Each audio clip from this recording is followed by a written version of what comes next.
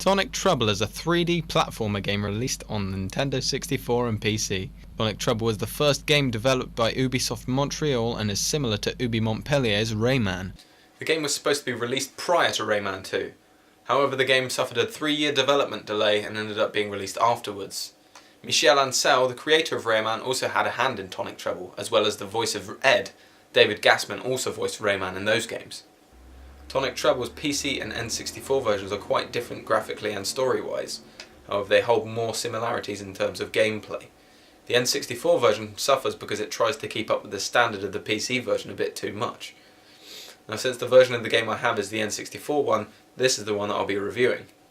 And just to clarify, when I was a kid I played this game and I didn't have a particularly high opinion of it, so we can avoid the rose-tinted specs. So the game opens up and we're introduced very briefly to Ed and his spaceship flying over Earth. He's the cleaner in a weird, I don't know, I want to say a museum or something. Anyway, after chasing a bug around the place, he notices a container on the side and decides to just take a big old swig before spewing up on the floor, opening a gaping hole in the ship. The tonic then just rolls on out and falls to Earth. Now, space physics aside, this introduction is kind of crazy, but I suppose it's supposed to be comical, so we're just meant to let it slide.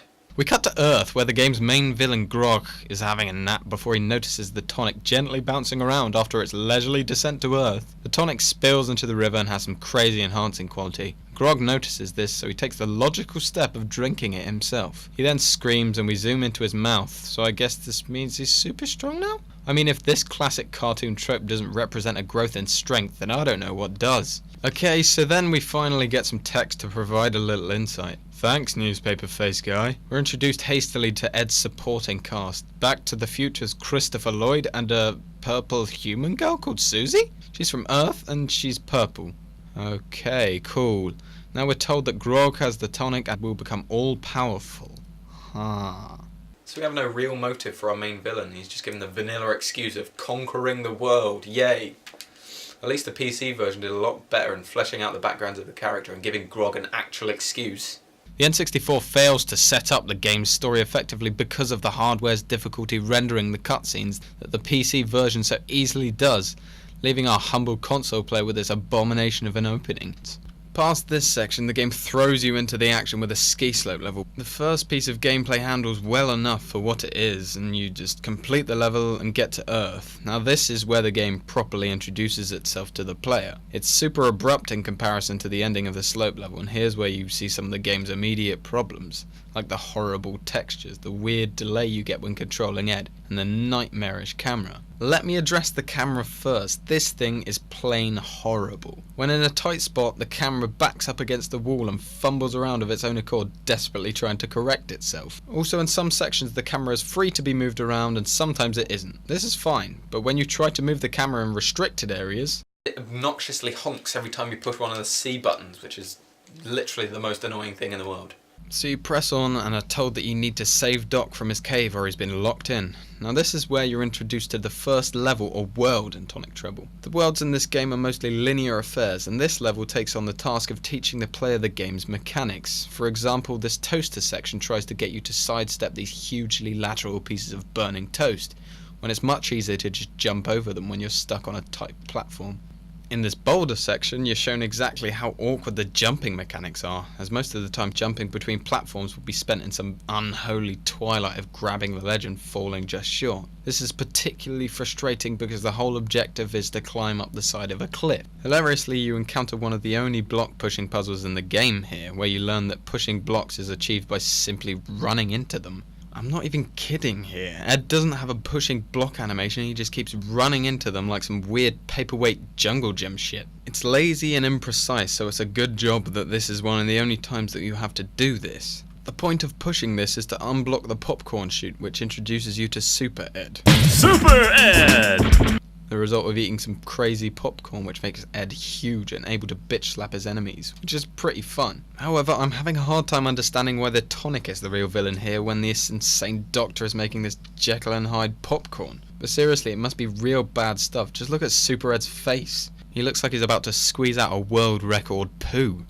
So after you beat on this weird animated suitcase, you get the stick, which is your primary method of attack for the game and provides some puzzle possibilities, acting as a lever for doors and other mechanisms. You free Doc from being imprisoned and he explains to you the rest of the game's objective, which is to collect 6 of each random item so Doc can build a catapult to fling you into Grog's lair. Also at this point they do not let you forget that you need to collect every antidote in every level, which is something they don't give you an excuse for, but I just ignored them because they gave me no clear excuse as to why I needed to do so. The next level you have to collect 6 springs, and this is something I'm not entirely sure works as you go through the level, which is simple thanks to the linearity and all the items are fairly in line with the path, except when they aren't. This makes for a particularly frustrating experience when you get to the end of a temper testing level like the pyramid and you just want it to be over, but if you skimmed over a certain section, you'll need to go all the way back and collect said item. Another niggling problem of Tonic Trouble emerges when you sink your teeth into the game. The enemies have a brief invulnerability after you hit them once, which means you have to wait at a safe distance before you beat on them again. This is super annoying when they manage to sneak in a hit afterwards, which really messes with the flow of combat and ruins any satisfaction you might find in it. It's also a major problem with the tomatoes enemies whose attack is just a roll at the player. Did I also mention how creepy these frickin' tomatoes are? The audience is defined through the formulaic romance scene between Ed and Susie. She calls him Weedy at the beginning, and as he grows stronger she warms to him nicely for the finale of the game. Other than that, she doesn't really have a purpose though. Other than to stand there at the end of the level and tell you we don't have enough pigs or springs or buckets of turd or whatever.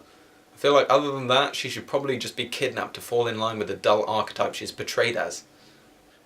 Ed isn't exactly a deep and versatile character either, however he is a silent protagonist. It feels like the game didn't decide which one they wanted him to be. Well, usually they would choose a silent protagonist so the player could project themselves onto the avatar on screen, however he has small bits of character development and in other places none, so it just feels like mixed up and in between. Where Tonic Trouble falls short in a lot of places, it does manage to do a couple things quite well. One of the better designed game mechanics is the pea shooter, which you get after the second level. It's similar to the ranged weapons in Donkey Kong 64 and works in the same way. You can use it in a third person manner and also in the first person's perspective, which is a lot more precise for hitting targets. You can use the A button to slow down the aim and there are no problems using it to hit specific targets, even when moving. Tonic Trouble gives you plenty of items and other game mechanics to mix up the puzzle sections, and it doesn't forget them later on, so it creates a nice difficulty curve. The pogo stick works well enough also, but flying is one of the less refined mechanics, which is totally horrible. There's an entire level devoted to flying, which is a good way of keeping the game fresh by mixing up the formula, but again is let down by the awful flying mechanics. As the game progresses and you reach the final climax, it really starts to feel stale. Its level formula wears thin before you can even get to Grog's lair. Now this is where the moment of pure, unadulterated rage hits you and the antidote is explained. Right before you can collect the final item to complete the catapult, it's stolen right in front of you.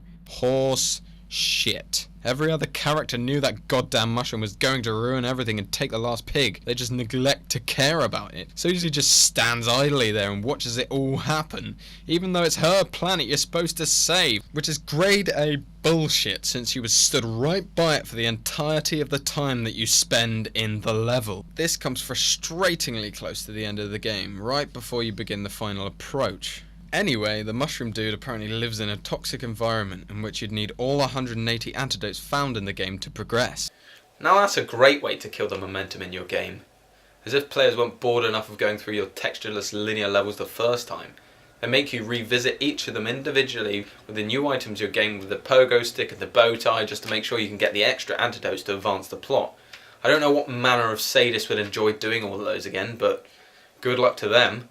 I persevere though, and the mushroom level is just another slope section. However, this time it's loaded with hazards and tests the patience much more rigorously. Though it's a welcome break from trudging through more linear levels with on-the-rails platforming sections, it's nothing we haven't seen before.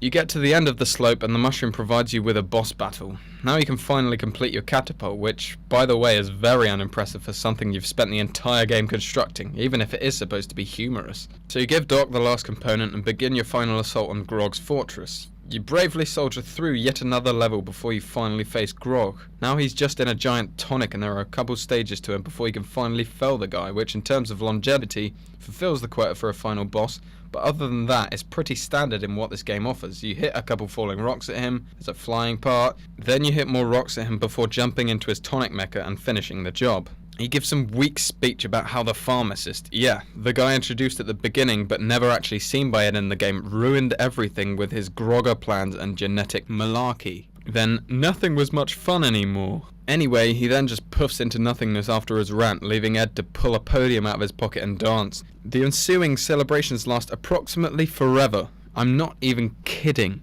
Susie then pulls up and gives you a thank you and fumbles to tie the themes of the story together in an awkward read-along that feels like it should really have an accompanying cutscene.